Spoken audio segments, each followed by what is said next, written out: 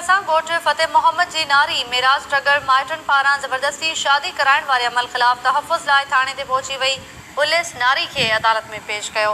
अव्हांखे ॿुधायूं पिया नाज़रीन, आदिलपुर भरसां ॻोठ मोहम्मद जी नारी माइटनि पारां ज़बरदस्ती शादी कराइण वारे अमल ख़िलाफ़ तहफ़ुज़ लाइ थाणे ते पहुती ऐं पुलिस नारी खे अदालत में पेश कयो आहे। माजिद कलवड़ असां सां लाइन ते मौजूदु आहे। जी माजिद, कहिड़ा तफ़सील आहिनि? जी तायरा बिल्कुल ॻोठ फतेह मोहम्मद जी मेराज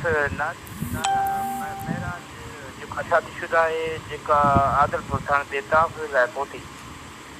आदिलपुर ॻोठ फतेह मोहम्मद ट्रगर जी रवास मेराज नवाज़ ट्रगर 25 साल आहे, जेका हिकु पढ़ियल लिखियल नौजवान ख़ातून आहे। उहा आदिलपुर थाणे ते पंहिंजे तहफ़ुज़ लाइ पहुती। वधीक हुन सां ॻाल्हि ॿोल कईसीं त उन जो चवणु हो त मूंखे जेका त शादीशुदा जेको मर्द आहे उन सां शादी कराई थी वञे, जंहिंजे करे मां पहुती आहियां। होॾां आदिलपुर थाणे एस एच राबितो करण ते ॿुधायो त नारी पंहिंजे घरों पंहिंजी मर्ज़ी सां निकिती आहे, जंहिंखे कोर्ट कोटकी पंहिंजो सेशन कोर्ट में बयानु आहे। जेको बयानु हो त मां पंहिंजी माउ सां, जंहिंखां पोइ सेशन कोर्ट नारी खे पंहिंजे वालिद सां रहण जी इजाज़त ॾेई छॾी।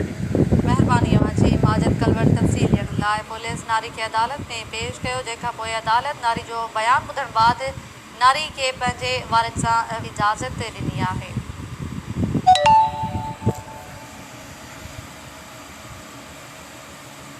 हैदराबाद में DSP फ़हीम फारूकी जे मुबैना